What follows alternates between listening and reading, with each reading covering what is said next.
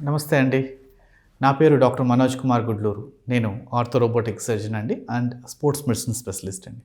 So, ఈరోజు చాలా రెగ్యులర్‌గా వచ్చే ప్రాబ్లమ్స్ అంటే నెక్ ప్రాబ్లమ్స్ చాలా మందిలో చూస్తుంటాం యూజువల్‌గా. ఈ నెక్ ప్రాబ్లమ్స్ వల్ల చాలామంది ఈ చేతులకు తిమ్మిర్లు రావటం కావచ్చు, భుజాల నొప్పులు రావటం కావచ్చు, లేదా ఈ నెక్ వల్ల స్టిఫ్‌గా అయ్యి మెడ తిప్పలేకపోవడం కావచ్చు. చాలామంది పడుకొని లేచిన తర్వాత, నిద్రపోయి లేచిన తర్వాత ఈ ప్రాబ్లమ్ ఎక్కువగా చెప్తుంటారు. అంటే, "సార్ నాకు నిద్ర లేచిన తర్వాత నెక్ తిప్పలేకపోతున్నాను. బెడ్‌లో ఉన్నప్పుడు పట్టింది" అని అంటుంటారు. చాలామందికి ఎందుకొస్తుందంటే, మనం వేసుకునే దిండ్లు అంటే మనం వేసుకునే పిల్లోస్‌ని బట్టి కూడా మన ప్రాబ్లమ్స్ ఉంటాయి. ఫస్ట్ ఇవి నెక్ బెడ్ నుంచి స్టార్ట్ అవుతుంది కాబట్టి బెడ్ ఎలా ఉండాలో చూద్దామండి. సో, యూజువల్‌గా ఏంటంటే చాలామంది ఇప్పుడు చాలా రకాల బెడ్స్ యూజ్ చేస్తున్నారు. కుషన్ అంటారు, ఫాయర్ అంటారు, లేదంటే మెమరీ ఫోమ్ అంటారు, లేదంటే కింద స్పాంజ్ బెడ్ అంటారు, లేదంటే కింద నేల మీద పడుకుంటున్నాం అంటుంటారు, లేదంటే కార్డ్‌బోర్డ్ మీద పడుకుంటాం అంటారు. సో, నాకు కార్డ్‌బోర్డ్ మీద పడుకుంటే చాలా వరకు రిలాక్స్‌గా ఉంటాను. అంటే మీరు అర్థం చేసుకోవాల్సింది ఏందంటే మన బాడీ అక్కడున్న బెడ్‌ని బట్టి కావచ్చు, అక్కడున్న కార్డ్‌బోర్డ్ అయినా కావచ్చు, దానికి తగ్గట్టుగా అది బాడీ మౌల్డ్ అవుతుంది యూజువల్‌గా. సో, ఇది కార్డ్‌బోర్డ్ మీద పడుకున్నప్పుడు ఎటువంటి కుషన్ లాగా లేకుండా డైరెక్ట్‌గా తీసుకోదో మన పొజిషన్ అనేది సేమ్‌గా స్ట్రెయిట్‌గా ఉండటం జరుగుతుంది యూజువల్‌గా. అదే కార్డ్‌బోర్డ్ మీద చాలాసేపు మనం పడుకోలేం కదా! సో, దానికోసమని మనం కుషన్ తయారు చేసుకున్నాం. ఎంత కుషన్ తయారు చేసుకున్నాం అంటే ముందు స్పాంజ్ లాంటిది తయారు చేసుకున్నాం. దానిపైన అది అణగకుండా ఉండటానికి లేదా తొందరగా అణగకుండా ఉండడానికి కాయర్ లాంటిది తయారు చేసుకున్నాం. సో, ఈ కాయర్లు తయారు చేసుకున్న తర్వాత ఇంకా మన లగ్జరీకి దాన్ని ఇంకా పెంచాలని చెప్పి మెమరీ ఫోమ్ అంటే ఒక్కసారి కుషన్ అయ్యి లోపలికి వెళ్ళిన తర్వాత అది కొద్దిసేపు అదే పొజిషన్‌లో ఉండి 2, 3 సెకండ్ల తర్వాత మళ్ళీ పొజిషన్ మారేది చేంజ్ చేసుకున్నాం. ఇలా దీని తర్వాత థాయిలాండ్ రబ్బర్ లేదా రబ్బర్ మ్యాట్రెస్ లేదంటే ఫాయర్ మ్యాట్రెస్ అని చాలా డిఫరెంట్ టైప్ ఆఫ్ మ్యాట్రెస్లు ఇప్పుడు ఆర్థోపెడిక్స్ ప్రతి మ్యాట్రెస్ ఇప్పుడు ఆర్థోపెడిక్ మ్యాట్రెస్ అని అంటారు. కానీ ఆర్థోపెడిక్ మ్యాట్రెస్ అనేది స్పెషల్‌గా అలాంటిది ఏం లేదండి.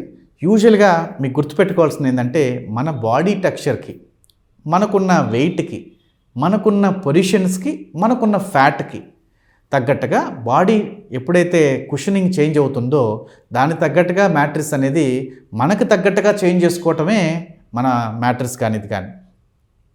సో, జనరల్‌గా ఈ మ్యాట్రెస్‌లో కొంత ఫోమ్ కానీ అంటే కొంత స్పాంజ్ ఉండడం కానీ, కొంత కాయర్ భాగం ఉండటం వల్ల ఈ మ్యాట్రెస్ ఎక్కువ కాలం రావడం జరుగుతుంది. ఎక్కువగా నలగకుండా ఉండడం జరుగుతుంది. ప్రతి 5 ఏళ్లకో, 10 ఏళ్లకో మ్యాట్రెస్ అనేది చేంజ్ చేయాలండి. ఎందుకనంటే దానికున్న ఫోమ్ టెక్స్చర్ కానీ, దానికున్న మెటీరియల్ యొక్క ఫోమ్ కానీ మారిపోతుండడం వల్ల మన బాడీ పోస్చర్స్‌లో ప్రాబ్లమ్స్ ఏర్పడి దానివల్ల అది తీసుకోవడం జరగదు యూజువల్‌గా. దానివల్ల మనకంత కంఫర్టబుల్‌గా ఉండకపోవచ్చు. చాలామంది సార్ నాకు ఈ బెడ్‌లో చాలా అలవాటయింది. చాలా కుషనింగ్ రౌండ్‌గా ఉన్నా కూడా పడుకుంటారు. అది వాళ్ళ పోస్చర్‌కి అలవాటయింది కాబట్టి దాన్ని పడుకోగలగడం జరుగుతుంది. జనరల్‌గా అలా కాకుండా ఎక్కువ కాలం వాడినప్పుడు మన పోస్చర్ డిఫరెన్స్ వచ్చి, మన వెయిట్‌లో డిఫరెన్స్ వచ్చినా కూడా మన బెడ్‌లో డిఫరెన్స్ చాలా వరకు వస్తుంటాయండి. సో, ఎప్పుడైతే ఈ బెడ్ పోస్చర్ ఇవన్నీ డిఫరెన్స్ అవుతుంటాయో మనకి నెక్ ప్రాబ్లమ్ కావచ్చు, బాడీలో బ్యాక్ పెయిన్ కావచ్చు, ఈ కాళ్ళు లాగటం కావచ్చు, ఇలాంటివన్నీ మనం రెగ్యులర్‌గా ఈ బెడ్ మీద పడుకున్నప్పుడు చూస్తూ ఉంటాం. సో, ఈ బెడ్ ఇప్పుడు చూసాం కదా! ఇలాంటిదే పిల్లో కూడా. మనం గుర్తుపెట్టుకోండి మనం పడుకునేటప్పుడు మన తల భాగం నుంచి భుజం భాగం దాకా ఎంతైతే గ్యాప్ ఉందో అంత గ్యాప్‌ని ఫిలప్ చేయటమే మన పని. అలా కాకుండా చూడండి నా తల ఇలా ఉంది, ఇలా తిప్పాననుకోండి అంటే మీరు పెట్టుకున్న చిన్న పిల్లో వల్ల నా తల ఇలా తిరిగిందనుకోండి చాలా వరకు ఈ కండరాలు స్ట్రెచ్ అయిపోయి నొప్పొస్తుంది. ఒకవేళ పెద్ద పిల్లో పెట్టుకున్నాను అనుకోండి అంటే ఇక్కడ చిన్న పిల్లో నుంచి పెద్ద పిల్లో 2 పిల్లోస్ పెట్టుకుంటే తల ఇలా ఉంటుంది.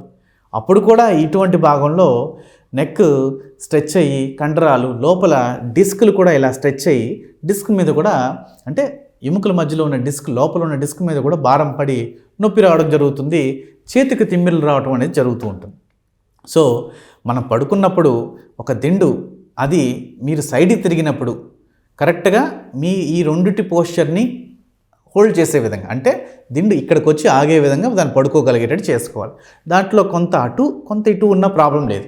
కానీ ఎక్కువగా డిఫరెన్షియేషన్ ఉన్నప్పుడు మాత్రం, అంటే నెక్ ఇలా ఉన్న డిఫరెన్షియేషన్ ఉన్నప్పుడు మాత్రం ఆ ప్రాబ్లమ్స్ అనేటివి చాలా వరకు పెరుగుతాయి. అవును డాక్టర్ గారు, ఇలా ఉన్నప్పుడు చాలా పెద్ద దిండు ఉంటుంది, స్ట్రైట్గా పడుకున్నప్పుడు ఎలాగా అని అడుగుతారు. స్ట్రైట్గా పడుకున్నప్పుడు ఏంటంటే దానికి ఒక దిండ్లు స్పాండిలైటిస్ పిల్లోస్ అనేసి వచ్చాయి యాక్చువల్గా. దాని ఆకారం ఏంటంటే మన తల ఆకారం, అంటే తల ఆకారంలో వెనక స్ట్రైట్గా పడుకున్నప్పుడు ఇలా ఉంటుంది వెనక తల ఆకారం. సో దాన్ని కరెక్ట్గా హోల్డ్ చేసే విధంగా, అక్కడ మెడకి సపోర్ట్ చేసే విధంగా పిల్లోస్ వచ్చున్నాయి. ఇప్పుడు దాన్ని స్పాండిలైటిస్ పిల్లో అంటాం. సైడ్కి తిరిగి పడుకున్నప్పుడు కూడా మెడని సపోర్ట్ చేస్తూ తల యొక్క బెండ్ని సపోర్ట్ చేసే విధంగా పిల్లోస్ కరెక్ట్గా హోల్డ్ చేసే విధంగా స్పాండిలైటిస్ పిల్లోస్ అని వచ్చాయి. సో స్పాండిలైటిస్ పిల్లోస్ అంటే మీకు ఈ యొక్క నెక్ చేంజెస్ రానివ్వకుండా, నెక్ యొక్క పోస్చర్స్ని చేంజ్ చేయకుండా ఆ పోస్చర్ని కరెక్ట్గా ఉంచే విధంగా పిల్లోస్ అనేటివి తయారయ్యాయి. మళ్ళీ చెప్తున్నాను, ఈ పిల్లో మీకు తయారు చేసింది కాదు, ఈ పిల్లో మీకోసమే ఉన్నట్టు కాదు. మీకు తగ్గట్టుగా సైజుని చెక్ చేసుకోవాలి, మీకు తగ్గట్టుగా దాన్ని తయారు చేసుకోవడం వల్లే దాన్ని బాగుంటుంది. ప్రతి పిల్లో మీకోసం తయారు చేసింది కాదు, ప్రతి మ్యాట్రిస్ మీకోసం తయారు చేసింది కాదు. సో మీకోసం తయారు చేసేది మీరు తగ్గట్టుగా ఎక్కడైతే మీకు ఎలా కంఫర్ట్గా ఉందనేది చెక్ చేసుకున్న తర్వాతే దాన్ని తీసుకోవాలే. కానీ ఈ పిల్లో ఆర్థోపెడిక్ అని రాశారని, ఈ పిల్లో ఈ మెమరీ ఫోమ్ ఉందనో తీసుకోకూడదండి. సో మీకు తగ్గట్టుగా దాన్ని చూసి కొంచెం పరీక్ష చేసి కొన్ని రోజులు చూసుకున్న తర్వాతే దాన్ని తీసుకోవడం జరుగుతుంది. ఎప్పుడు కూడా డైరెక్ట్గా షోరూమ్కి వెళ్ళి డైరెక్ట్గా ఇది ఆర్థోపెడిక్స్ పిల్లో అనగానే దాన్ని కొడకండి, ఆర్థోపెడిక్ బెడ్ అనగానే దాన్ని కొడకండి. ఇది మీ షేప్ కోసం తయారు చేసింది కాదు. మీరు షార్ట్ స్ట్రేచర్ ఉండొచ్చు, లాంగ్ స్ట్రేచర్ ఉండొచ్చు, లావుగా ఉండొచ్చు, సన్నగా ఉండొచ్చు. మీకు తగ్గట్టుగా పిల్లోస్ తయారైనవి, మీకు తగ్గట్టుగా ఉండేటివి మీరు వేసుకోవాలి. ఒక బెడ్లో భార్యాభర్తలు ఇద్దరు పడుకుంటే భార్యకి సపరేట్ పిల్లో ఉండొచ్చు, భర్తకి సపరేట్ పిల్లో ఉండొచ్చు. సో ఇలా సపరేట్ రకాలుగా ఉండేటట్టు పిల్లోని తయారు చేసుకోవటం వల్ల ఎక్కువ కాలం ఈ స్పాండిలైటిస్ అనేది రాకుండా కూడా చూసుకోవచ్చండి. సో ఎవరికి వాళ్ళు ఇండివిజువలైజ్డ్గా పిల్లోస్ అనేటివి, ఇండివిజువలైజ్డ్గా బెడ్స్ అనేటివి సపరేట్గా ఉండాలి. కానీ మ్యాట్రిస్ మాత్రం మీకున్న పోస్చర్ని తగ్గట్టుగా తీసుకునే విధంగా ఈ స్పాంజ్ కానీ ఈ కాయర్ని కానీ మెయింటైన్ చేసే విధంగా, అంటే గాలి వెళ్ళే వచ్చే విధంగా దాన్ని తయారు చేసుకోవటం వల్ల ఈ నెక్ మీద పోస్చర్స్ కానీ ఈ బ్యాక్ పోస్చర్స్ని కానీ కరెక్ట్ చేసుకోవచ్చు.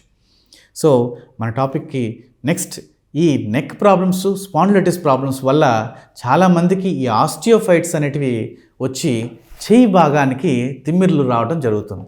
చాలామంది టిప్స్, అంటే ఫోన్ పట్టుకొని చూసుకునే వాళ్ళకి, పేపర్ పట్టి ఎక్కువగా చదువుకునే వాళ్ళకి, బుక్స్లో కూర్చొని రాసుకొని చేసుకునే వాళ్ళకి, లేదా బుక్స్ను ఎక్కువగా చదువుకునే వాళ్ళకి ఒకే పోస్చర్కి అలవాటయ్యి వెనకాల ఉన్న కండరాలన్నీ టైట్గా ఫిక్స్ అయ్యి డిస్క్ల మీద భారం పడి డిస్క్ ప్రొలాప్స్ అనేది జరుగుతుంది. డిస్క్ ప్రొలాప్స్ అనేది జరిగినప్పుడు మాత్రమే ఈ చేతికి భాగానికి ఎప్పుడైతే వస్తుందో తిమ్మిర్లు అనేటివి, ఈ వేళ్ళకన్నిటికీ తిమ్మిర్లు రావడం జరుగుతుంది. చాలామంది కార్పల్ టనల్ సిండ్రోమ్ అని ఉంటుంది. అంటే ఇక్కడికి వచ్చే భాగంలో పడిన టైట్నెస్ని కార్పల్ టనల్ సిండ్రోమ్ అంటాం. దీన్ని చేయి భాగానికి వచ్చేదానని అపోహపడుతుంటారు. సో మెడ దగ్గర నుంచి చేతికి వచ్చే తిమ్మిర్లకి, చేతి దగ్గరే వచ్చే తిమ్మిర్లకి డిఫరెన్షియేషన్ ఉందండి. సో చేతి దగ్గరకు వచ్చే తిమ్మిర్లని కార్పల్ టనల్ సిండ్రోమే అని అంటారు. అదే మెడ దగ్గర నుంచి చేతి దాకా లాగుతున్న దానికి అది స్పాండిలైటిస్ చేంజెస్ కావచ్చు, డిస్క్ ప్రొలాప్స్ కావచ్చు, లేదా ఎముక వీక్నెస్ వల్ల, స్పాజం వల్ల కూడా ఇక్కడ ప్రాబ్లం, పెయిన్, నెక్ స్టిఫ్నెస్ అవ్వడం కూడా కావచ్చు. సో చాలామంది రెగ్యులర్గా యూజ్ చేసే దాంట్లో సాఫ్ట్వేర్ ఉద్యోగులు చూసుకుంటే ఈ మౌస్ ఉపయోగించే దాంట్లో చాలామందికి ఈ మౌస్లో, అంటే చేతికి వచ్చే తిమ్మిర్లు వచ్చే ప్రాబ్లమ్స్ వస్తాయి. అంటే కార్పల్ టనల్ సిండ్రోమ్ అనేది మౌస్ ఉపయోగించే వాళ్ళలో ఎక్కువ మందిని చూస్తాం. ఎక్కువగా చేతులతో పనిచేసే వాళ్ళకి, లేదా ఈ థైరాయిడ్ ఉన్నా కానీ, లేదంటే ఇలాంటి కోమార్బిడ్ కండిషన్స్ ఉండే వాళ్ళకి ఈ షీత్ అనేది టైట్ అయ్యి చాలా వరకు తిమ్మిర్లు రావడం జరుగుతుంది. సో సాఫ్ట్వేర్ ఉద్యోగుల్లో అయితే రెగ్యులర్గా చూసే దాంట్లో మౌస్ వాడే రకం ఉంటుంది. ఇది చూస్తే మీరు నార్మల్ మౌస్ ఇక్కడ చూడొచ్చు. మీరు నార్మల్ మౌస్ అనేది ఈ విధంగా ఉంటుంది. ఈ విధంగా ట్యాప్ చేస్తుంటాం, రోల్ చేస్తుంటాం. ఇది నార్మల్ మౌస్ చేసే విధానంలో ఇది ఉంటుంది. దీనికి సపోర్ట్ ఇక్కడ లేకపోవటం వల్ల, ఇది ఎక్కువసేపు ఇలా పెట్టడం వల్ల ఇక్కడ కంప్రెషన్ జరిగి చాలా రకాలుగా కంప్రెషన్ జరిగి ఇక్కడ నుంచి ఇక్కడికి తిమ్మిరులు రావటం, ఇక్కడ టైట్ అవటం ఇది తిమ్మిరులు రావటం జరుగుతుంది. దానివల్ల కూడా కోమాబిడ్ కండిషన్స్ ఉన్నా కూడా, పాతది థైరాయిడ్ కానీ లేదంటే షుగర్ కానీ ఇలాంటి ఉండే వాళ్ళలో కూడా కండరాలు టైట్ అయ్యి ఇలాంటి ప్రాబ్లమ్స్ అనేటివి చూస్తుంటాం.